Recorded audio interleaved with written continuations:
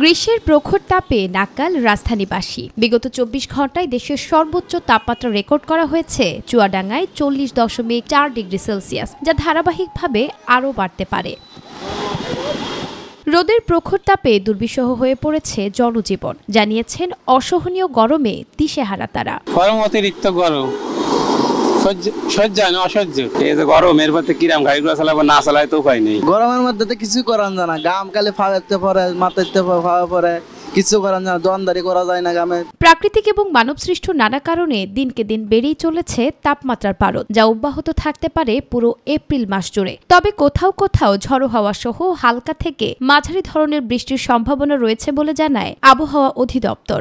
বড় ধরনের scroll line গঠন করে বজ্রঝড়ের সম্ভাবনা খুবই কম, তবে বিচ্ছিন্নভাবে ছোট ছোট ঝড় হবে, যা বিদ্যমান তাপপ্রবাহকে তেমন একটা প্রভাব বিস্তার করতে পারবে না। গোটা বিশ্বে বিগত বছরগুলোর তুলনায় ২০২৩ সালের তাপমাত্রা ছিল সর্বোচ্চ, যে কারণে ২০২৩ সালকে সর্বোচ্চ তাপমাত্রার বছর বলে বিবেচনা করা হয়। আর তাই এবছর ২০২৩ সালের তাপমাত্রাকেও ছাড়িয়ে যেতে পারে, যে কারণে আবহাওয়াবিদরা অতিরিক্ত গরম এবং প্রখর রোদের তাপ পরিহার করার পরামর্শ দিয়েছেন।